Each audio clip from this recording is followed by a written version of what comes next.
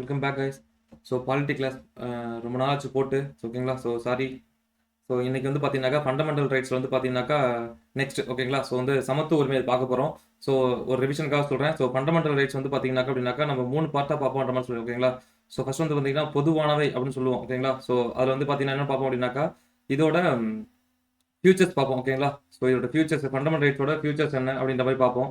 And அதோட சிறப்புகள் என்ன அப்படிங்கிறத அதில் பார்ப்போம். ஓகேங்களா. ஸோ அதுக்கப்புறம் வந்து பார்த்தீங்கன்னா ஆர்டிகல் 12 அண்ட் 13 இது ரெண்டும் வந்து பார்த்தீங்கன்னாக்கா பொதுவானது. ஓகேங்களா. ஸோ அதுக்கப்புறம் வந்து பார்த்தீங்கன்னாக்கா அந்த 6 ரைட்ஸ் அப்படின்னு பார்ப்போம். அதாவது வந்து பார்த்தீங்கன்னா 14லேருந்து 32 வரைக்கும். ஓகேங்களா. ஸோ இது ஒரு டாப்பிக்காக செப்பரேட் வீடியோஸாக பார்த்துருவோம். அண்ட் அட் லாஸ்ட் வந்து பார்த்தீங்கன்னாக்கா அண்ட் லாஸ்ட்டில் 33, 34, 35. ஓகேங்களா. ஸோ இதுவும் வந்து அவ்வளோ இம்பார்ட்டன்ட் கிடையாது. இந்த 6 தான் இம்பார்ட்டன்ட்டு. பட் இதையும் ஃபண்டமெண்டல் ரைட்ஸ்குள்ள தான் இருக்குது. ஓகேங்களா. ஸோ அதனால் அப்படி மூணு டாப்பிக்காக வந்து பார்த்துருவோம். ஓகேங்களா. ஸோ இது வந்து பார்த்தீங்கன்னா நம்ம ஒரே வீடியோவாக அதை போட்டாச்சு. ஸோ இன்னைக்கு பார்க்க வந்து பார்த்தீங்கன்னாக்கா இந்த 6 வகையான உரிமைகளில் முதல் உரிமை. ஓகேங்களா. ஸோ அதான் நான் பார்க்க போகிறோம். ஸோ வந்து சமத்துவ உரிமை அப்படின்னு சொல்லிட்டு சொல்கிறாங்க. ஓகேங்களா. ஸோ மொத்தம் 6 வகையான உரிமைகள் நான் சொன்னேன். ஓகேங்களா. ஸோ ரிவிஷனுக்காக சொல்கிறேன். மொத்தம் 6. ஸ்டார்டிங் வந்து பார்த்தீங்க அப்படின்னாக்கா வந்து ஒரிஜினலாக வந்து பார்த்தீங்கன்னா 7 இருந்துச்சு. அதில் வந்து 1 டெலிட் பண்ணிட்டாங்க. ஸோ இப்போ வந்து பார்த்தீங்கன்னா 6 அப்படிங்கிறது இருக்கு. ஸோ இதில் ஃபர்ஸ்ட் அப்படிங்கிறது பார்த்தீங்கன்னாக்கா சமத்துவ உரிமை. ஓகேங்களா. ஸோ நான் வந்து ஃபர்ஸ்ட் இங்கே மென்ஷன் பண்ணிடுறேன்.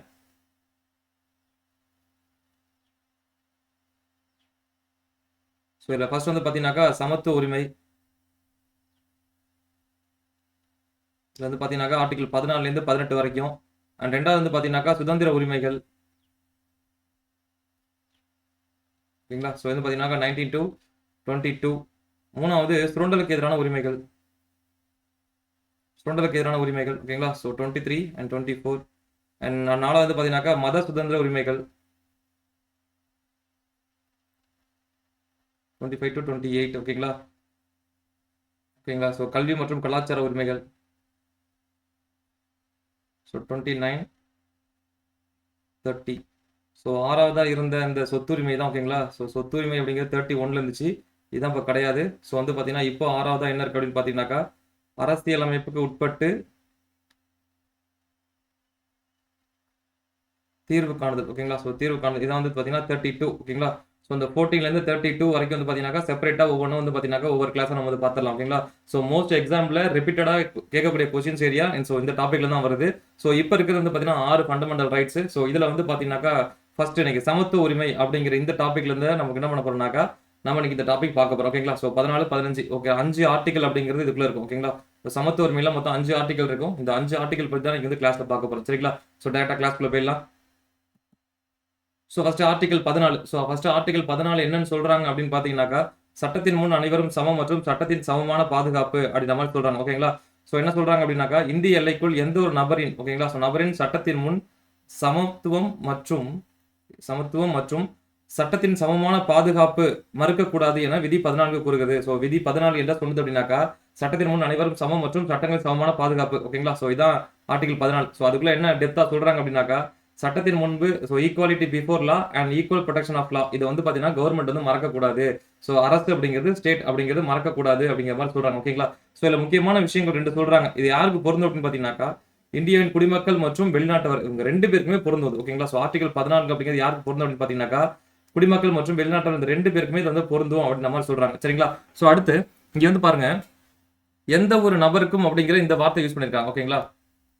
ஸோ எந்த ஒரு நபருக்கும் அப்படிங்கிற இந்த வார்த்தை யூஸ் பண்ணிருக்காங்களா. ஸோ அந்த நபர்னா யாரு அப்படின்னு சொல்றாங்க அப்படின்னாக்கா இந்த நபர் அப்படிங்கிறது தனிநபர்கள் மட்டும் இல்லாம சட்டப்பூர்வ நிறுவனங்கள். ஓகேங்களா. ஸோ அது இல்லாம நிறுவனங்கள் மற்றும் பதிவு செய்யப்பட்ட சங்கங்களும் அடங்கும். ஓகேங்களா. யாரெல்லாம் அதுல சமம் வெறும் மனிதர்கள் மட்டும் சமம் அந்த நபர்கள்னு சொல்லியிருக்கனால இல்ல.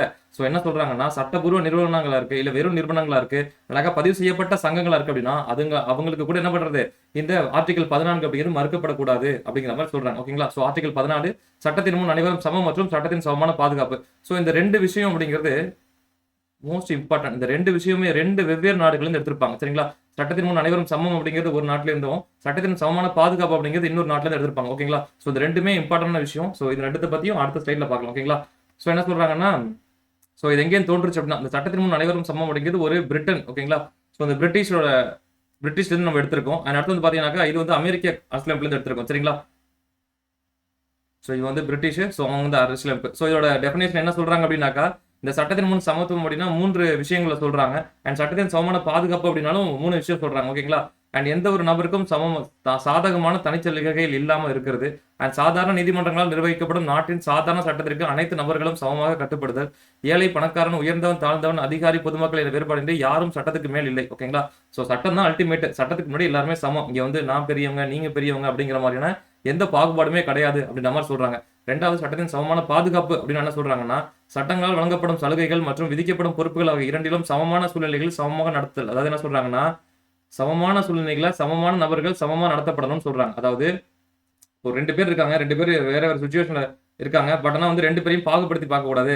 சமமான சூழ்நிலைகளை 2 பேரும் சமமா தான் பார்க்கணுன்ற மாதிரி சொல்றாங்க. ஒரே மாதிரியான சூழ்நிலையில் உள்ள அனைத்து நபர்களும் ஒரே மாதிரியான சட்டங்களை பயன்படுத்துதல். ஓகேங்களா? ஸோ ஒரே மாதிரியான சிச்சுவேஷன்ல இருக்கக்கூடிய வெவ்வேறு நபர்களை ஒரே மாதிரி தான் ட்ரீட் பண்ணணும்னு சொல்றாங்க.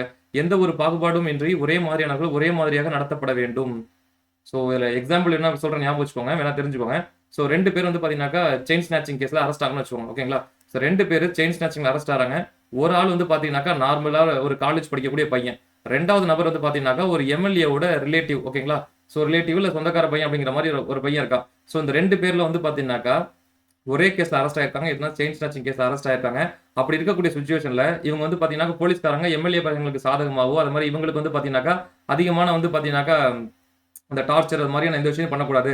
ஸோ இந்த ஒரே மாதிரியான சுச்சுவேஷன், அதாவது செயின் ஸ்நாச்சிங் சொல்லக்கூடிய ஒரே சுச்சுவேஷன்ல இருக்கக்கூடிய யாரா இருந்தாலும், எம்எல்ஏட பையனா இருந்தாலும் சரி, எம்பியோட பையனா இருந்தாலும் சரி, அண்ட் நார்மல் காமன் பீப்புளா இருந்தாலும் சரி, அது ஒரே மாதிரியான சட்டத்தின் அடிப்படையில் அவங்க என்ன பண்ணும், ட்ரீட் பண்ணும். ஸோ எம்எல்ஏ பையன் அப்படிங்கிறனால ஒரு மாதிரியும், அப்போ நார்மல் காமன் மேன் அப்படிங்கிறனால வேற மாதிரிலாம் ட்ரீட் பண்ணக்கூடாது அப்படிங்கிற மாதிரி சொல்றாங்க. ஓகேங்களா? ஸோ அதான் ஒரே மாதிரியான சூழ்நிலையில் அனைத்து நபர்களும் ஒரே மாதிரியான சட்டங்களை பயன்படுத்தணும்னு சொல்றாங்க. ஓகேங்களா? ஸோ எக்ஸாம்பிள் மட்டும் நான் சொல்றேன். நான் அடுத்து என்ன சொல்றாங்கன்னா, அண்ட் இது வந்து ஒரு எதிர்மறை கோட்பாடு, அண்ட் வந்து இது வந்து நேர்மறை கோட்பாடு அப்படின்ற மாதிரி சொல்றாங்க.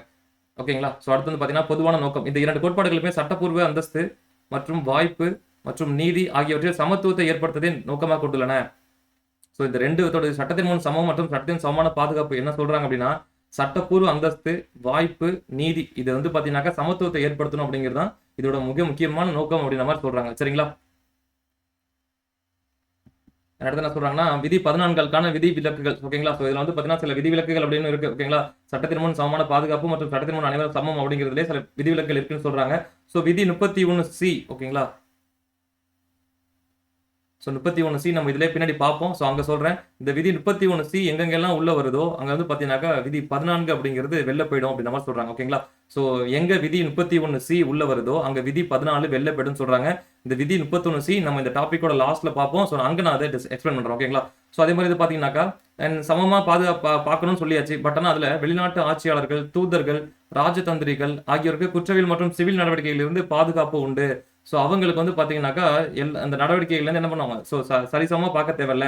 ஸோ அவங்களுக்கு அதிகமான இம்பார்ட்டன்ஸ் கொடுக்கணும் அப்படின்ற மாதிரி சொல்கிறாங்க. எக்ஸாம்பிள் நான் முன்னாடி சொன்ன மாதிரி தான், ஏதோ ஒரு கேஸில் வந்து பார்த்தீங்கன்னாக்கா ஒரு இந்தியன் சிட்டிசன் ஒருத்தவங்களும் அண்ட் என்ன வந்து பார்த்தீங்கன்னாக்கா ஒரு ஃபாரினர் சேர்ந்திருக்காங்க அப்படின்னா, அப்போ சமமான சட்டத்தில் 2 பேரும் சமமாக தண்டிக்கணுமா அப்படிங்கிறது கிடையாது. ஓகேங்களா? ஸோ இங்கே இந்த வெளிநாட்டை சேர்ந்தவங்களா இருந்தாங்கன்னா அவங்களுக்கு சில இம்யூனிட்டிஸ் நம்ம கொடுக்கலாம் அப்படின்ற மாதிரி சொல்கிறாங்க. ஓகேங்களா? அண்ட் அடுத்து ஐக்கிய நாடுகள் சபை மற்றும் அதன் முகமைகள், ராஜதந்திர பாதுகாப்பு. ஓகேங்களா? ஸோ இவங்களுக்கெல்லாமும் சில இம்பார்ட்டன்ஸ் கொடுக்குறோம் அப்படின்ற மாதிரி சொல்கிறாங்க. ஓகேங்களா? ஸோ சமமான எல்லாருக்குமே சமம் தான். பட் ஆனாலும் கூட சில இடங்கள்ல அவங்க என்ன பண்ணுறோம், நம்ம வந்து சில விதிவிலக்குகள் தர்றோம் அப்படின்ற மாதிரி சொல்றாங்க. சரிங்களா? ஸோ இதான் ஆர்டிகல் 14. ஸோ அடுத்து ஆர்டிகல் 15. குறிப்பிட்ட சில காரணங்களின் அடிப்படையில் பாகுபாடு காட்டுவதை தடை செய்தல். ஸோ ஆர்டிகல் 15 என்ன சொல்லுது, பாகுபாடு காட்டுவதை தடை செய்தல். ஓகேங்களா? ஸோ டிஸ்கிரிமினேஷன் பண்ணக்கூடாதுன்னு சொல்றாங்க.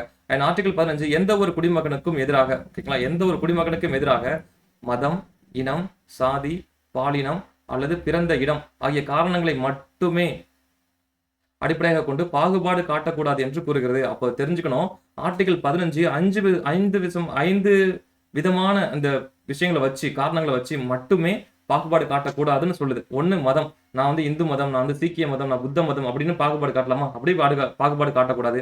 இனம், நான் வந்து பாத்தீங்கன்னா இந்த கருப்பர் வெள்ளையாரம் சொல்லக்கூடிய அந்த இனங்கள், நீக்கிட்டோக்கன் சொல்லக்கூடிய இனங்கள், ஸோ இது மாதிரியான இனங்களை வச்சு உங்களுக்கு பாகுபாடு காட்டலாமா? அப்படியே காட்டக்கூடாது. அண்ட் இந்த மாதிரி சாதி, நான் வந்து இந்த சாதியை சேர்ந்தவன், அந்த சாதியை சேர்ந்தவன் சொல்லிட்டு பாகுபாடு காட்டலாமா? அதுவும் பண்ணக்கூடாதுன்னு சொல்றாங்க. அண்ட் பாலினம், ஆண், பெண், இது மாதிரியான எந்த பாலினத்தை வச்சும் பாகுபாடு காட்டக்கூடாது. சரி, பிறந்த இடத்தின் அடிப்படையில் நான் இந்த ஊர்ல பிறந்தேன், நான் அந்த இடத்துல பிறந்தேன் அப்படின்னு ஏதாவது பாகுபாடு காட்டலாமா? அப்படியும் காட்டக்கூடாதுன்னு சொல்றாங்க. ஓகேங்களா? ஸோ இதன் அடிப்படையில் மட்டுமே பாகுபாடு காட்டக்கூடாதுன்னு சொல்றாங்க. ஸோ இங்க பாகுபாடு மற்றும் மட்டுமே ஆகிய 2 வார்த்தைகள் முக்கியமானது. ஓகேங்களா? ஸோ இந்த பாகுபாடு காட்டக்கூடாது. முதல்ல அந்த பாகுபாடுனா என்ன, அண்ட் அதே மாதிரி ஆகிய காரணங்களை மட்டுமே அப்படின்னா இதை அடிப்படையில் மட்டுமே காட்டக்கூடாதுன்னு சொல்றாங்க. ஓகேங்களா? ஸோ மட்டுமே என்ற வார்த்தை மற்ற காரணிகளின் அடிப்படையில் பாகுபாடு காட்டுவதை தடை செய்யப்படவில்லை. அப்போ இந்த 5 விஷயத்தின் அடிப்படையில் மட்டுமே தான் உங்களை பாகுபாடு காட்டக்கூடாதே தவிர வேற ஏதாவது விஷயத்துல உங்களை பாகுபாடு காட்டலாமா? அப்படி காட்டலாம். ஸோ அதை வந்து நாங்க தடை பண்ணல அப்படின்ற மாதிரி என்ன பண்ணுது ஆர்டிகல் 15 அப்படிங்கிறது சொல்லுதுன்னு சொல்றாங்க. சரிங்களா?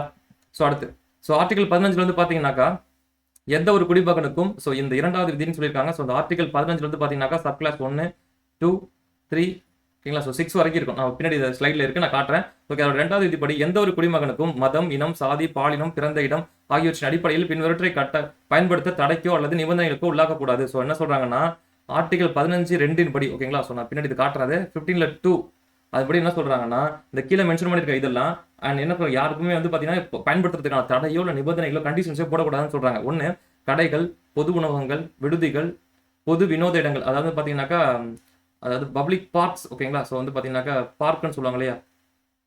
பார்க் அது ஓகே, இந்த மாதிரி இடங்கள் வந்து பாத்தீங்கன்னாக்கா பயன்படுத்துறது தடை வந்து சொல்லக்கூடாது அப்படின்ற மாதிரி சொல்றாங்க. ஓகேங்களா?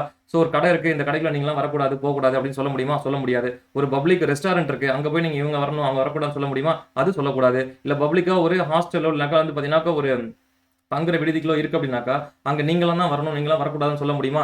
அப்படியான எந்த பாகுபாடுமே காட்டக்கூடாது அப்படின்ற மாதிரி சொல்றாங்க. அடுத்து முழுமையாகவோ அல்லது பகுதியாகவோ அரசு நிதியுடன் பராமரிக்கப்படும் அல்லது பொதுமக்களின் பயன்பாட்டுக்கென அர்ப்பணிக்கப்பட்ட கிணறுகள், குளங்கள், குளிக்கும் இடங்கள், சாலைகள், பொது ஓய்வு தலங்கள் இங்கெல்லாம் பாகுபாடு காட்டக்கூடாது அப்படின்ற மாதிரி சொல்றாங்க. ஓகேங்களா? அதே மாதிரி இந்த விதி அரசு மற்றும் தனிநபர்கள் இருவருக்குமே எதிரானது. ஓகேங்களா? அதே மாதிரி இது யாரு காட்டக்கூடாது அப்படின்னாக்கா தனிநபர் ஓகேங்களா? அரசு கவர்மெண்ட்டும் இதை காட்டக்கூடாது. அதே மாதிரி எந்த விதமான தனிநபர்களுமே நீங்க இதை காட்டக்கூடாது, அதாவது பாகுபாடு காட்டக்கூடாது அப்படின்ற மாதிரி சொல்றாங்க. ஓகேங்களா?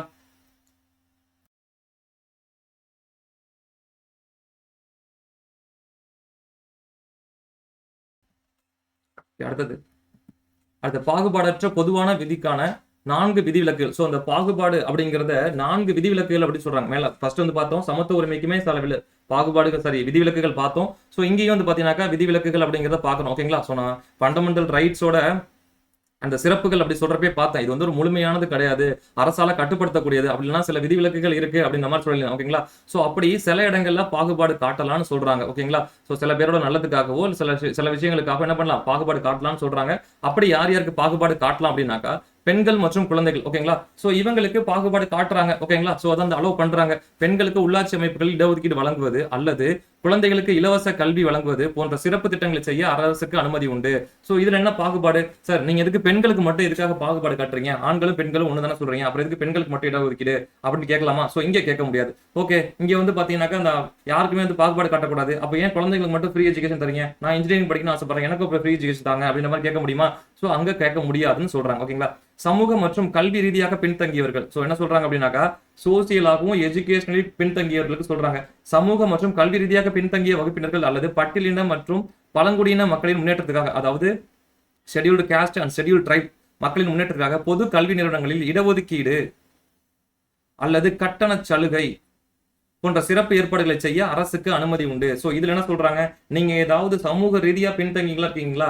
எக்ஸாம்பிள் சொல்ல போனாக்கா எஸ்சியாவோ எஸ்டி பீப்புள்ஸாவோ இருக்கீங்க அப்படின்னாக்கா உங்களுக்கு நீங்க ஏதாவது ஒரு காலேஜ் இன்ஸ்டிடியூஷன்ல போய் சேரணும்னு ஆசைப்படுறீங்கன்னா உங்களுக்கு ரிசர்வேஷன் இருக்கு, அது மாதிரியான கட்டண சலுகைகள் இருக்கு. சில காலேஜ்ல வந்து பாத்தீங்கன்னாக்கா எஸ்டிக்கு வந்து பாத்தீங்கன்னாக்கா ஃப்ரீ எஜுகேஷன், அதாவது பாத்தீங்கன்னா ஜீரோ ஃபீஸ் அப்படின்ற மாதிரி சொல்லுவாங்க. ஓகேங்களா? பட் ஆனா சில பேருக்கு வந்து பாத்தீங்கன்னா சில கம்யூனிட்டி சொன்னவங்களுக்கு வந்து பாத்தீங்கன்னா ஃபீஸ் கட்ட சொல்லுவாங்க. அவங்களுக்கு இதுல வந்து பாகுபாடு, சரி அவங்களுக்கு மட்டும் எதுக்கு நீங்க வந்து பாகுபாடு காட்டுறீங்க, எங்களுக்கும் நாங்களும் வந்து கஷ்டப்படுறானே அப்படின்னு நீங்க கேட்க முடியுமா? இங்க கேட்க முடியாது. அடுத்தது இது வந்து சமூக ரீதியா அண்ட் கல்வி ரீதியான பாகுபாடு அப்படிங்கிறது என்ன சொல்றாங்க அப்படின்னாக்கா இப்போ நம்ம வந்து பாத்துக்கோங்களா ஃபர்ஸ்ட் கிராஜுவேட் சர்டிபிகேட் சொல்லிட்டு எதுக்கு நம்ம வீட்டுல யாருமே எஜுகேஷன் படிக்கல, நம்ம மட்டும் தான் ஃபர்ஸ்ட் டிகிரி படிக்கிறோம் அப்படின்னாக்கா நமக்கு அங்க என்ன பண்ணுவாங்க இடஒதுக்கீடு தருவாங்க, அப்படி இல்லைன்னா கட்டண சலுகை தருவாங்க. ஓகேங்களா? இது கல்வி ரீதியான அந்த பாகுபாடு. ஓகேங்களா? எல்லாரும் தான் படிச்சிருப்பாங்க, பட் ஃபர்ஸ்ட் கிராஜுவேட் அந்த வீட்டுல நான் தான் ஃபர்ஸ்ட் கிராஜுவேட் சார், எனக்கு கொஞ்சம் அந்த ஃபீஸ்ல வந்து பாத்தீங்கன்னாக்கா சலுகை கொடுங்க அப்படின்னாக்கா கொடுத்துருக்காங்க. ஓகேங்களா? அடுத்த கல்வி நிறுவனங்கள் சேர்க்கை சிறுபான்மையான கல்வி நிறுவனங்களை தவிர்த்து, ஓகேங்களா, மைனாரிட்டிஸோட கல்வி நிறுவனங்களை தவிர்த்து அரசு நிதியுதவி பெறும் அல்லது பெறாத தனியார் கல்வி நிறுவனங்கள் உட்பட அனைத்து கல்வி நிறுவனங்களிலும் பின்தங்கிய வகுப்பினர், ஓகேங்களா, பேக்வேர்ட் கம்யூனிட்டிஸ் சொல்லக்கூடிய பிசிக்கு அண்ட் எஸ்சி மற்றும் எஸ்டி பின்னரின் சேர்க்கைக்காக சிறப்பு விதிகளையோ அல்லது இடஒதுக்கீடையோ உருவாக்க அரசுக்கு அதிகாரம் உள்ளது. என்ன சொல்றாங்க அப்படின்னாக்கா எங்கனாவது ஒரு இன்ஸ்டிடியூஷன்ல நீங்க ஜாயின் பண்ணணும்னு ஆசைப்படுறீங்க அப்படின்னாக்கா அண்ட் கவர்மெண்ட் அவங்களுக்கு முன்னுரிமை தடுக்கிறதுக்காக பிசி எஸ்சி அண்ட் எஸ்டி, ஓகேங்களா, இவங்களுக்கான சில விதிகளை உருவாக்க முடியுமா? அதை வந்து உருவாக்க முடியும் அப்படின்ற மாதிரி சொல்றாங்க. ஓகேங்களா? அடுத்து பொருளாதார ரீதியாக பலவீனமான பிரிவினர், அதாவது எக்கனாமிக் வீக்கர் செக்ஷன் சொல்லக்கூடிய இவங்களுக்காக சில சிறப்பு ஏற்பாடுகளை செய்யறதுக்கு கவர்மெண்ட்டுக்கு அதிகாரம் இருக்கு அப்படின்ற மாதிரி சொல்றாங்க. ஓகேங்களா, இதன்படி கல்வி நிறுவனங்களில் தனியார் கல்வி நிறுவனங்கள் உட்பட, ஓகேங்களா, சிறுபான்மையினர் கல்வி நிறுவனங்களை தவிர்த்து, ஓகேங்களா, தனியார் கல்வி நிறுவனங்கள் உட்பட சிறுபான்மையினர் மைனாரிட்டி சொல்றது தவிர்த்து, ஓகேங்களா, இவர்களுக்கு 10% வரை இடஒதுக்கீடு வழங்க அனுமதிக்கப்படுகிறது. இந்த 10% இடஒதுக்கீடு என்பது ஏற்கனவே உள்ள இடஒதுக்கீடுகளுக்கு கூடுதலாக இருக்கும். ஸோ வந்து ஆல்ரெடி இருக்கக்கூடிய அந்த ரிசர்வேஷன் உள்ள இது வராது. இது வந்து அடிஷனலா இருக்கக்கூடிய ஒரு ரிசர்வேஷன். ஓகேங்களா, அண்ட் கூடுதலாக கூடுதலாக இருக்கும் குடும்ப வருமானம் மற்றும் இதர பொருளாதார பின்னடைவுகள் அடிப்படையில் இந்த தகுதியானவர்கள் அரசால் அப்போது அறிவிக்கப்படுகிறது. இந்த எக்கனாமிக் வீக்கர் செக்ஷன்ல யார் வருவாங்க அப்படிங்கிறத கவர்மெண்ட் என்ன பண்ணும், அப்பப்ப இருக்கக்கூடிய அந்த ஸ்டேட்டஸை பொறுத்து அவங்க வந்து இதை ரிலீஸ் பண்ணுவாங்க அப்படின்ற மாதிரி சொல்றாங்க. ஓகேங்களா, அடுத்து கல்வி நிறுவனங்களில் இதர பிற்படுத்தப்பட்ட வகுப்பிற்கான அந்த ஓபிஎஸ்சி இடஒதுக்கீடு. ஓகேங்களா, என்ன சொல்றாங்க அப்படின்னாக்கா மேலே உள்ள விதிவிலக்கு 3. ஓகேங்களா, ஸோ இது அப்படியே பின்னாடி வரும். ஸோ நாங்கள் இன்ஃபார்ம் பண்றோம். ஓகேங்களா, ஸோ 2005 93 சட்டத்தின் மூலம் சேர்க்கப்பட்டது. இந்த விதியை நடைமுறைப்படுத்துவதற்காக மத்திய அரசு 2006 மத்திய கல்வி நிறுவனங்கள் இடஒதுக்கீடு சட்டத்தை கொண்டது. இதன் மூலம் ஓபிசி பின்னருக்கு 27% இடஒதுக்கீடு வழங்கப்படுகிறது. ஸோ இது வந்து பாத்தீங்கன்னா மெயின்ஸ் ரிலேட்டடா வந்து மோஸ்ட் இம்பார்ட்டன்ட். ஸோ ப்ரிலிம்ஸ்ல குரூப் 1 படிக்கிறவங்களுக்கு இது இம்பார்ட்டன்ட். ஓகேங்களா, ஸோ குரூப் 4 படிக்கிறவங்க ஜஸ்ட் ஒரு டைம் பார்த்துக்கோங்க. இந்த சட்ட திருத்தங்கள் அப்படிலாம் இம்பார்ட்டன்ட், அதாவது ஃபுல்லா வந்து இது தேவையில்லை அப்படின்னு ஒமிட் பண்ணிட கூடாது. பட் இதையும் இந்த மாதிரியான சில விஷயங்கள் கேட்கறது வாய்ப்பு இருக்கு. பட் குரூப் 1 லெவலில் இது மோஸ்ட் இம்பார்ட்டன்ட். சரிங்களா, ஸோ குரூப் 4க்கு கொஞ்சம் அட்வான்ஸ்டு தான். பட் ஆனால் போற வேகத்தை பார்த்தா அவங்க இதுல இருந்து கூட கொஸ்டின்ஸ் எடுக்கிறதுக்கு வாய்ப்பு இருக்கு. ஓகேங்களா, அடுத்து கல்வி நிறுவனங்களில் இதர பிற்படுத்தப்பட்ட வகுப்பினருக்கான ஓபிசி இடஒதுக்கீடு. ஓகேங்களா, ஸோ அது மாதிரி வந்து பாத்தீங்கன்னாக்கா ஐஐடிஸ் அப்புறம் ஐஐஎம்எஸ் அதெல்லாம் வந்து பாத்தீங்கன்னாக்கா ஓபிசி இடஒதுக்கீடு என்ன பண்ணிருக்காங்கன்னா கொடுத்துருக்காங்க. ஓகேங்களா, ஸோ அடுத்து என்ன சொல்லியிருக்காங்கன்னா ஏப்ரல் 2008 சுப்ரீம் கோர்ட்டோட ஜட்மெண்ட் என்ன சொல்லுது அப்படின்னாக்கா அந்த ஓபிசிக்கான அந்த ரிசர்வேஷன் அப்படிங்கிறோட இந்த செல்லுபடித்தன்மையை வந்து பாத்தீங்கன்னாக்கா ஆராய்ஞ்சு பார்த்ததுல என்ன சொல்றாங்கன்னா ஓபிசி பிரிவினர்களே இருக்கு கிரீமி லேயர்னு இருக்காங்க. அதாவது வந்து பாத்தீங்கன்னாக்கா பொருளாதார ரீதியாக முன்னேறிய பிரிவினர் இருக்காங்க. ஓகேங்களா, ஸோ அவங்களை இதுல இருந்து பிரிச்சு வைங்க. அதாவது பேக்வேர்டு கமிஷன்லயே சில பேர், ஓகேங்களா, ஸோ பேக்வேர்டு கிளாஸ்லயே சில பேர் வந்து பாத்தீங்கன்னாக்கா கொஞ்சம் பொருளாதார ரீதியா நல்ல நிலைமையில இருப்பாங்க, இல்லைனாக்கா பொருளாதார ரீதியா கொஞ்சம் பின்தங்கிய நிலைமையில இருப்பாங்க இல்லையா, அவங்களே கிரீமி லேயர் நான் கிரீமி லேயர்னு பிரிங்க. அதுல இந்த ரிசர்வேஷன்ல இந்த கிரீமி லேயரை ஒதுக்கி வைங்க அப்படின்ற மாதிரி சொல்றாங்க. ஓகேங்களா, விலக்கி வைங்க அப்படின்ற மாதிரி சொல்றாங்க. அண்ட் இதுதான் ஓகேங்களா, ஸோ அந்த உட்பிரிவுகள் அப்படின்னு சொல்றாங்க. ஸோ விதி 15(1) என்ன சொல்லுது அப்படின்னாக்கா நான் சொன்ன மாதிரி 5 வகையான இந்த இடங்கள்ல இருந்து, ஸோ 1 மதம், இனம், சாதி, பாலினம், பிறந்த இடம், இந்த 5 வகையான விஷயங்கள்ல இருந்து உங்களை பாகுபாடு காட்டக்கூடாதுன்னு சொல்றதுதான் ஆர்டிகல் 15(1). ஓகேங்களா, 15(2) என்ன சொல்லுது அப்படின்னா இந்த 5 காரணத்தை வச்சுட்டு கீழ்கண்ட இந்த 2 இடங்கள்ல உங்களை வந்து அனுமதிக்க கூடாது, இல்லைனாக்கா கட்டுப்பாடு நிபந்தனை உள்ளாக்க கூடாதுன்னு சொல்றாங்க. ஒண்ணு நம்ம முன்னாடி பார்த்தோம், அந்த கடைகள் பொது இடங்களான பொது இடங்கள்ல உங்களை அலோவ் பண்ண மாட்டேன்னு சொல்லக்கூடாது. அது மாதிரி கவர்மெண்டாலேயோ இல்லைனாக்கா வந்து வேற அரசோட பகுதி அண்ட் நிதியாலோ பராமரிக்கப்படக்கூடிய கிணறுகள், குளங்கள், குளிக்கும் இடங்கள் இதெல்லாம் வந்து பாத்தீங்கன்னாக்கா நீங்க பயன்படுத்துறதுக்கான அந்த பாகுபாடு காட்டக்கூடாதுன்னு சொல்றாங்க. அண்ட் 15(3) பெண்கள் மற்றும் குழந்தைகளுக்காக இந்த சிறப்பு ஏற்பாடுகளும் செய்வது வந்து இந்த அரசு தடுக்காது. நம்மளே பார்த்தோம், பெண்களுக்காக குழந்தைகளுக்காக இல்ல ஏதாவது அந்த விஷயங்களை பண்ணலாம் அப்படின்னு பார்த்தோம். 15(4) அண்ட் சமூக ரீதியா சோசியலி மற்றும் எஜுகேஷனலி பேக்வேர்டுக்கு என்ன பண்றாங்க, சில விஷயங்கள் பண்றாங்க. இது வந்து பாத்தீங்கன்னாக்கா 1வது சட்ட திருத்தம் 1951 படி சேர்க்கப்பட்டது. ஓகேங்களா, சோ இது வந்து பாத்தீங்கன்னா மோஸ்ட் இம்பார்ட்டன்ட். சோ இந்த விஷயங்கள் நல்லா தெரிஞ்சுக்கணும் நீங்க. ஓகேங்களா, அடுத்து 15(5) என்ன சொல்றாங்க அப்படின்னாக்கா நான் சொன்ன மாதிரி சிறுபான்மையோட கல்வி நிறுவனங்களை தவிர்த்து என்ன பண்றாங்கன்னா இந்த ஓபிசி மற்றும் எஸ்சி எஸ்டி பின்னருக்கு என்ன பண்ணிருக்காங்கன்னா சிறப்பு ஏற்பாடு தரலாம்னு சொல்றாங்க. அதை சொல்லக்கூடிய சட்ட திருத்தம் அப்படின்னு பாத்தீங்கன்னா 93வது சட்ட திருத்தம் 2005 என்ன பண்ணிருக்காங்கன்னா அது வந்து சேர்த்திருக்காங்க. ஓகேங்களா, அடுத்து எக்கனாமிக் வீக்கர் செக்ஷன் சொல்லக்கூடிய இந்த பிரிவினர் நம்ம லாஸ்டா பார்த்தோம் 10% வந்து பாத்தீங்கன்னா ரிசர்வேஷன். ஓகேங்களா, சோ அவங்களுக்கு வந்து பாத்தீங்கன்னா 1 அண்ட் சிறப்பு ஏற்பாடு செய்யலாம். 2வது சிறுபான்மையினர் கல்வி நிறுவனங்களை தவிர்த்து என்ன பண்ணலாம், அங்க வந்து பாத்தீங்கன்னா 10% வந்து இடக்குறிப்பு வாங்கலாம் அப்படின்னு சொல்றாங்க. இது வந்து பாத்தீங்கன்னா லாஸ்ட் டைம் எக்ஸாம்ல கேட்டிருக்காங்க. ஓகேங்களா, சோ இந்த எக்கனாமிக் வீக்கர் செக்ஷன் எப்போது கான்ஸ்டிடியூஷன் சேர்க்கப்பட்டுச்சு அப்படின்னு பார்த்தா 103வது சட்ட திருத்தம் 2019. ஓகேங்களா, சோ இது மோஸ்ட் இம்பார்ட்டன்ட். இதே விஷயம் ஆர்டிகல் 16லயும் பின்னாடி பார்ப்போம். ஓகேங்களா, சோ இதுதான் 15ல இருக்கக்கூடிய அந்த உட்பிரிவுகள். ஓகேங்களா, சோ அடுத்து ஆர்டிகல் 16. சோ ஆர்டிகல் 16 என்ன சொல்லுது அப்படின்னு பாத்தீங்கன்னா பொது வேலை வாய்ப்பில் சம வாய்ப்பு. அதாவது நீங்க ஒரு வேலை வாய்ப்பு வாங்குறீங்கன்னா அங்க வந்து சமத்துவத்தை கடைபிடிக்கணும் அப்படின்ற மாதிரி கவர்மெண்ட்டுக்கு இன்ஃபார்ம் பண்றாங்க. சோ ஆர்டிகல் 16 என்ன சொல்லுது அப்படின்னா அரசின் கீழ் உள்ள எந்த ஒரு அலுவலகத்திலும், ஞாபகம் வச்சுக்கோங்க, அரசின் கீழ் உள்ள எந்த ஒரு அலுவலகத்திலும் வேலை வாய்ப்பு அல்லது பணி நியமனம் தொடர்பான விஷயங்களில் அனைத்து குடிமக்களுக்கும் சம வாய்ப்பு, அதாவது அனைத்து குடிமக்களுக்கும் சம வாய்ப்பு வழங்கப்பட வேண்டும் என்று கூறுகிறது. எந்த ஒரு குடிமகனுக்கும், இங்க பாருங்க, மதம், இனம், சாதி, பாலினம், வம்சாவளி, ஓகேங்களா, பிறந்த இடம் அல்லது வசிப்பிடம். ஓகேங்களா, சோ இந்த 6 இடத்த சொல்றாங்க. ஓகேங்களா, இதுக்கு முன்னாடி பார்த்தது 5 பார்த்தோம், இங்க பாருங்க 6. ஒன்னு எதை புதுசா சேர்க்கிறாங்க அப்படின்னு பாத்தீங்கன்னாக்கா இந்த வம்சாவளி அப்படிங்கிறத இங்க புதுசா சேர்க்கிறாங்க. ஓகேங்களா, சோ அந்த பிறந்த இடம் அப்படிங்கிறது அங்கே இருந்துச்சு, அந்த பிறந்த இடம் அப்படின்னா வசிப்பிடம் இங்க மென்ஷன் பண்றாங்க. பட் 6 விதமான இந்த இடத்துல இருந்து என்ன பண்றாங்க அப்படின்னாக்கா இங்க வந்து இது மென்ஷன் பண்றாங்க ஆகிய காரணங்களை மட்டுமே. சோ இங்கேயும் பாருங்க இந்த காரணங்களை மட்டுமே வச்சு உங்களை வந்து பாத்தீங்கன்னா என்ன பண்ணக்கூடாது, தகுதியற்றவராகவோ அல்லது பாகுபாட்டுக்கு உள்ளாக்கவோ கூடாதுன்னு சொல்றாங்க. அப்படி இல்லைன்னா வேற ஏதாவது வச்சு உங்களை அப்படி காட்ட முடியுமா? தாராளமா காட்டலாம் அப்படின்ற மாதிரி சொல்றாங்க. அதை வந்து இவங்க தடை பண்ணல அப்படின்ற மாதிரி சொல்றாங்க. சரிங்களா?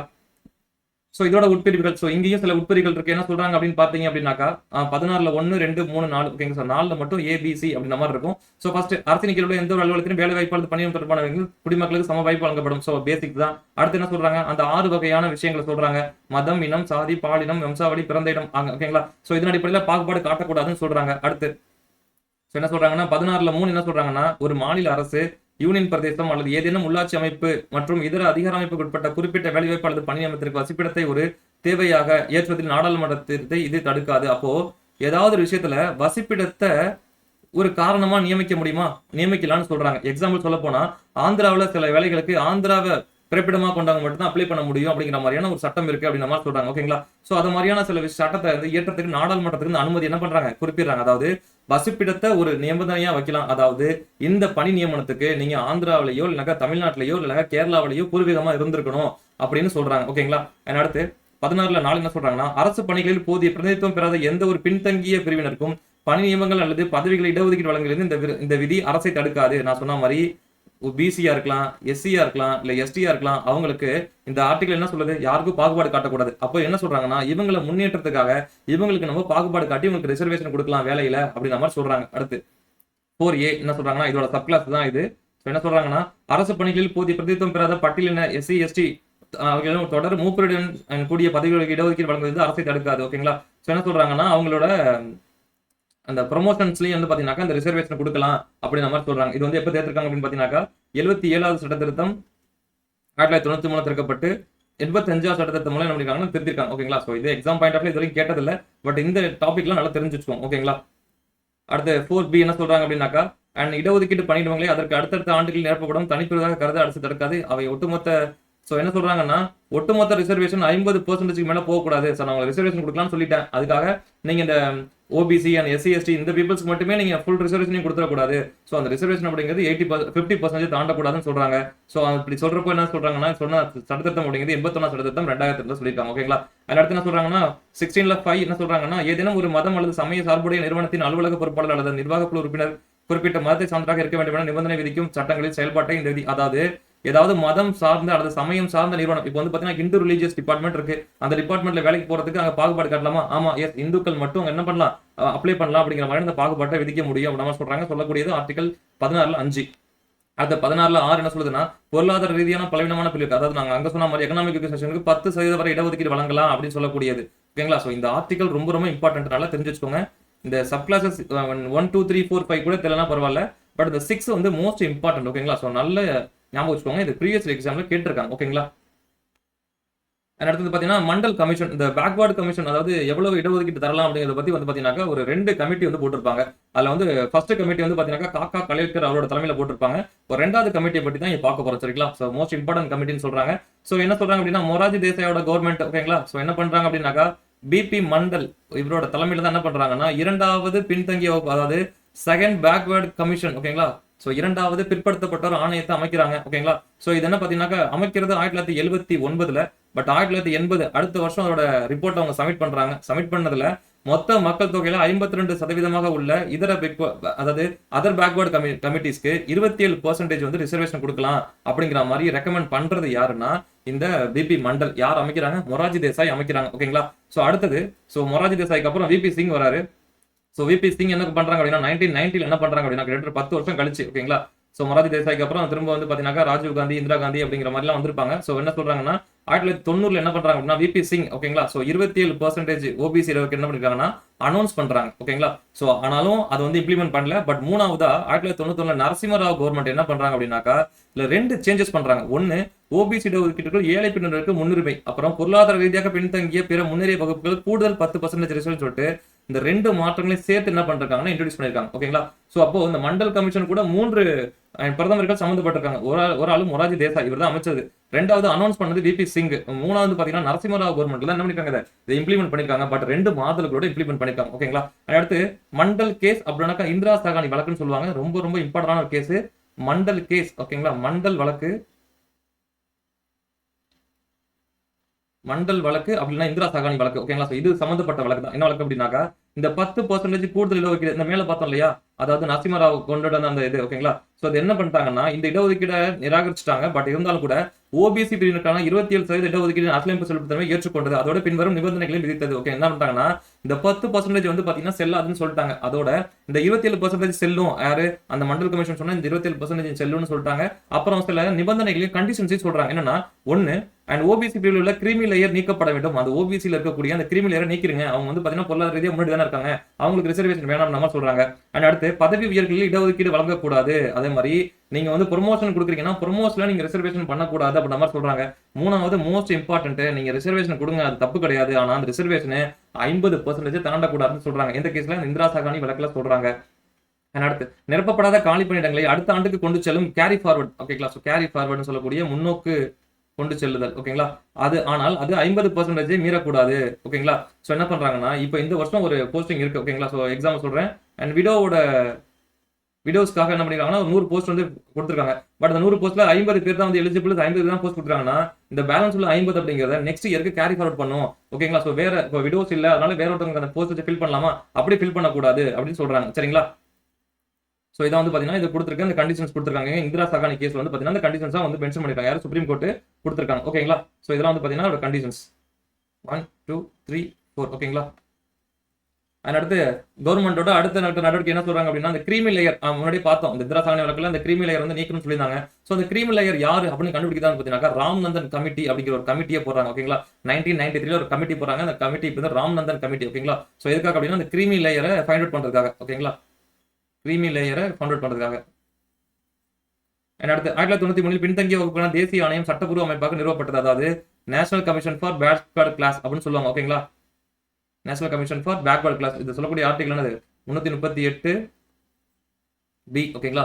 பிரசிடென்ட் வந்து ஒரு பேக்வர்ட் கிளாஸ் கமிஷன் வந்து அமைக்கலாம்னு சொல்லக்கூடிய ஆர்டிகல் 338 பி ஓகேங்களா. சோ அப்படி வந்து பாத்தீங்கன்னா நியமிக்கிறாங்க. பின்னாடி 2018 102வது திருத்தம் இதற்கு அரசியலமைப்பு வாங்கப்பட்டு 338 இங்கே இருப்பாங்க ஸோ சேர்க்கப்பட்டது. அதாவது பார்த்தீங்கன்னா 2018 ஓகேங்களா. ஸோ ஆல்ரெடி வந்து பார்த்தீங்கன்னா 338 அப்படிங்கிற அந்த ஆர்டிகல் மட்டும் தான் இருந்துச்சு. இது வந்து பார்த்தீங்கன்னா எஸ்சிஎஸ்டிக்கான தேசிய ஆணையத்தை அமைக்கிறது பற்றி தான் இருந்துச்சு ஓகேங்களா. ஸோ பின்னாட்களில் எஸ்சிஎஸ்டிக்கு பிரிச்சுட்டு திரும்ப என்ன பண்றாங்க 2018 102வது திருத்தத்தின் படி ஓகேங்களா. ஸோ 102வது கான்ஸ்டியூஷனல் அமெண்ட்மெண்ட் ஆக்ட் 2018 ஓகேங்களா. ஸோ விதி 338 சேர்க்கிறாங்க. ஸோ இது என்ன சொல்லுது அப்படின்னாக்கா பிரசிடென்ட் வந்து பாத்தீங்க அப்படின்னாக்கா நேஷனல் பேக்வர்ட் கிளாஸ் கமிஷன் வந்து அமைக்கணும் அப்படின்ற மாதிரி சொல்றாங்க ஓகேங்களா. அடுத்து நீதிமன்ற தீர்ப்பில் சரி செய்ய 77வது மற்றும் 81வது மற்றும் 82வது திருத்தங்கள் கொண்டு வரப்பட்டன. சோ இது சம்பந்தமான அமெண்ட்மெண்ட் கொண்டு வந்திருக்காங்க. இதுல வந்து தமிழ்நாடு வந்து நம்ம பார்க்கணும் ஓகேங்களா. ஏன்னா தமிழ்நாடு ரிசர்வேஷன் அப்படிங்கிறது 69%. சோ என்னதான் கவர்மெண்ட் வந்து பாத்தீங்கன்னா 50% தாண்டக்கூடாதுன்னு சொன்னாலும் தமிழ்நாட்டோட கரண்ட் அண்ட் இடஒதுக்கீடு ரிசர்வேஷன் அப்படிங்கிறது பாத்தீங்கன்னா 69 அப்படின்னு இருக்கு ஓகேங்களா. சோ இது வந்து பாத்தீங்கன்னா என்ன பண்ணிருக்காங்க அப்படின்னாக்கா நீதிமன்ற மறு ஆய்விலிருந்து பாதுகாக்க 1994 76 சட்டத்திட்டம் மூலம் அரசியலமைப்பின் 9வது அட்டவணையில் சேர்க்கப்பட்டது. சோ நம்ம பார்த்தோம் 9வது அட்டவணையில் சேர்த்துருச்சு அப்படின்னாக்கா வந்து பாத்தீங்கன்னா அது ஜுடிஷியல் ரிவ்யூக்கு வந்து வராது அப்படின்ற மாதிரி பார்த்தோம். பட் ஆனா கேஸ் வந்த பாரதி கேஸுக்கு அப்புறம் பட் அதுவுமே வந்து ஜுடிஷியல் ரிவ்யூல வரும் ஓகேங்களா. சோ இந்த 9வது அட்டவணை தமிழ்நாடோட ரிசர்வேஷன் எப்போ கொண்டு வச்சாங்க அப்படின்னாக்கா 76 கான்ஸ்டியூஷன் அமெண்ட்மெண்ட் ஆக்ட் 1994 ஓகேங்களா. சோ எங்க கொண்டு வச்சிருக்காங்க அப்படின்னாக்கா இது வந்து 9th ஷெட்யூல்ல கொண்டு வச்சிருக்காங்க ஓகேங்களா. ஸோ வந்து மோஸ்ட் இம்பார்ட்டன்ட் நல்லா தெரிஞ்சுக்கணும் ஓகேங்களா. ஸோ அடுத்தது போலாமா. அடுத்தது பார்த்தீங்கன்னா ஆர்டிகல் 17 தீண்டாமை ஒழிப்பு சரிங்களா. ஸோ விதி 17 என்ன சொல்லுது அப்படின்னா தீண்டாமையை ஒழிப்பதுடன் அது எந்த ஒரு வடிவத்திலான நடைமுறையும் தடை செய்கிறது. ஸோ வந்து தீண்டாமையை ஒழிக்கிறதுடன் அது மாதிரியான எந்த ஃபார்ம் ஆஃப் ஆக்டையுமே அது என்ன பண்ணுறது அது வந்து ப்ரொஹிபிட் பண்ணுது அப்படின்ற மாதிரி சொல்றாங்க. தீண்டாமையிலிருந்து ஏறும் எந்த ஒரு குறைபாட்டையும் செயல்படுத்துவது சட்டப்படி தண்டனைக்குரிய குற்றமாகும். ஸோ ஓகேங்களா. ஸோ தீண்டாமை சம்பந்தப்பட்ட எதையுமே வந்து பாத்தீங்கன்னாக்கா நீங்க செஞ்சீங்கன்னா அது சட்டப்படி தண்டனைக்குரிய குற்றம். அது சாதாரண குற்றம் இல்ல, அது தண்டிக்கப்படக்கூடிய குற்றம்னு சொல்றாங்க ஓகேங்களா.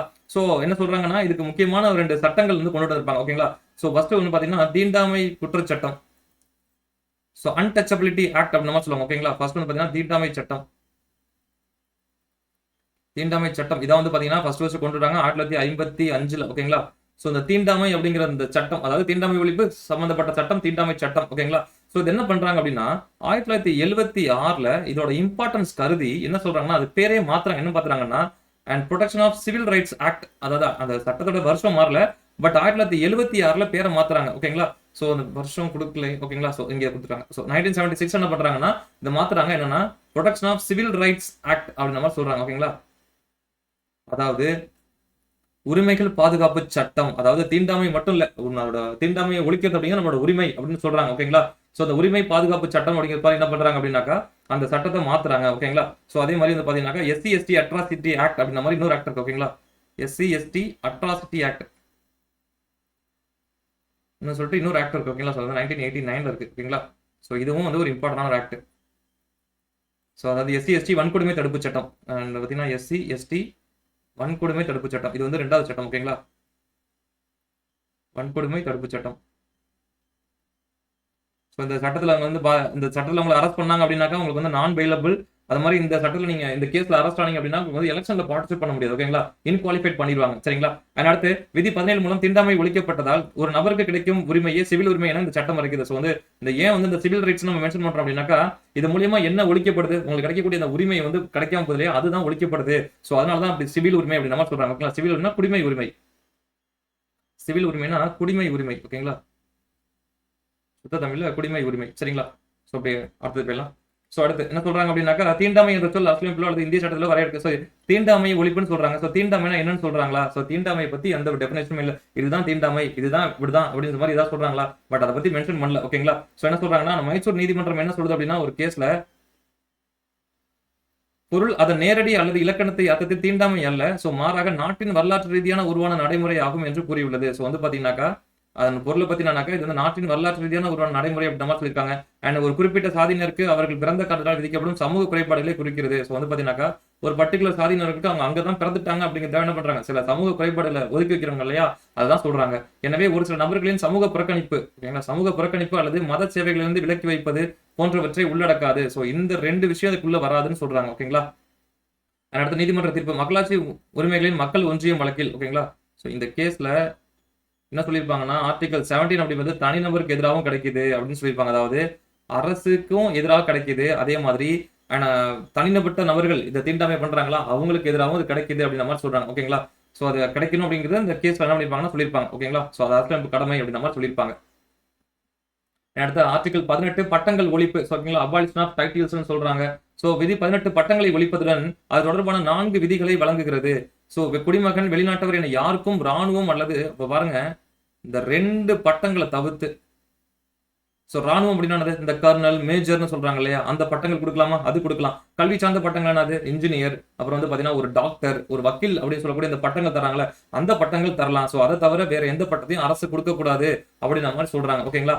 அண்ட் இந்திய குடிமக்கள் எவரும் எந்த ஒரு வெளிநாட்டு அரசிடமிருந்தும் எந்த பட்டத்தையும் ஏற்கக்கூடாது. சோ வந்து இந்த 4 விதிகள் சொல்றாங்க இல்லையா, அதுல முதல் விதி என்ன சொல்றாங்க அப்படின்னாக்கா இந்திய குடிமக்கள் யாருமே அண்ட் வெளிநாட்டு கவர்மெண்ட் எந்த விதமான பட்டத்தையும் நம்ம வந்து வாங்கக்கூடாது அப்படின்ற மாதிரி சொல்றாங்க. அதே மாதிரி அண்ட் அரசின் ஏதேனும் ஒரு ஆதாயம் தரும் பதவியில் அல்லது பொறுப்பில் இருக்கும் எந்த ஒரு வெளிநாட்டும், அதாவது இந்தியாவில் வேலை செய்யக்கூடிய இந்தியன் கவர்மெண்ட் கீழே வேலை செய்யக்கூடிய எந்த ஒரு ஃபாரினருமே யாரோட அப்ரூவல் இல்லாமன்னா பிரசிடென்டோட அப்ரூவல் இல்லாம எந்த ஒரு வெளிநாட்டு கவர்மெண்ட் இருந்தும் எந்த பட்டத்தையும் வாங்கக்கூடாது. ஓகேங்களா?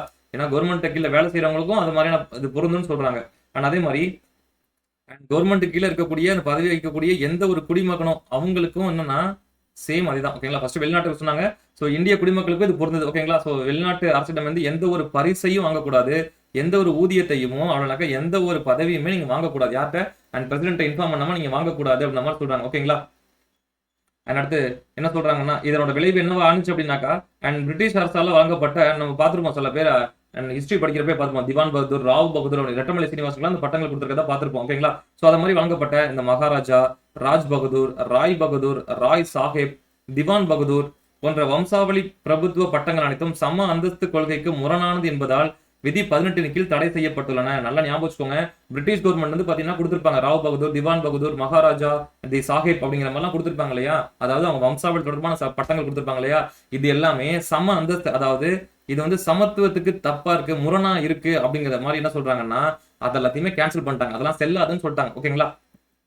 சோ அடுத்து இது சார் ஓகே சார் இதெல்லாம் செல்லாது. அப்போ வந்து பாத்தீங்கன்னா பாரத ரத்னா, பத்மஸ்ரீ, பத்மபூஷன் சொல்லிட்டு இதெல்லாம் வந்து பட்டங்களா கொடுக்குறாங்களே இது பொருந்துமா அப்படின்னு சொல்லிட்டு ஒரு கேஸ் வருது. சோ சம்பந்தப்பட்ட கேஸ் என்ன சொல்றாங்க அப்படின்னா பாலாஜி ராகவன் கேஸ் 1995 இந்த கேஸ் போடுறாங்க. இந்த கேஸ் என்ன சொல்லுது அப்படின்னு பாத்தீங்கன்னாக்கா பாரத ரத்னா, பத்மபூஷன், பத்ம விபூஷன், பத்மஸ்ரீ ஆகிய தேசிய விருதுகளின் அரசியலமைப்பு செல்லுபடித்தன்மையை உச்சநீதிமன்றம் உறுதி செய்தது. என்ன சொல்றாங்க அப்படின்னாக்கா இது என்ன ஆகும் அப்படின்ற மாதிரி சொல்றாங்க. ஓகேங்களா? சோ நாட்டோட மிக உயர்ந்த விருது எதுன்னு கேட்டீங்கன்னா பாரத ரத்னா, அதுக்கப்புறம் பத்மபூஷன், அதுக்கப்புறம் பத்மபூஷன். சோ பத்மபூஷன் வந்து 2வது, பத்ம விபூஷன் 3வது, அதுக்கப்புறம் பத்மஸ்ரீ ஓகேங்களா. பாரத ரத்னா, பத்மபூஷன், பத்ம விபூஷன், அதுக்கப்புறம் வந்து பாத்தீங்கன்னாக்கா பத்மஸ்ரீ ஓகேங்களா. சாரி இது கரெக்ட் தான். பத்ம விபூஷன், பத்மபூஷன் ஓகேங்களா. ஸோ இதுதான் கரெக்ட்.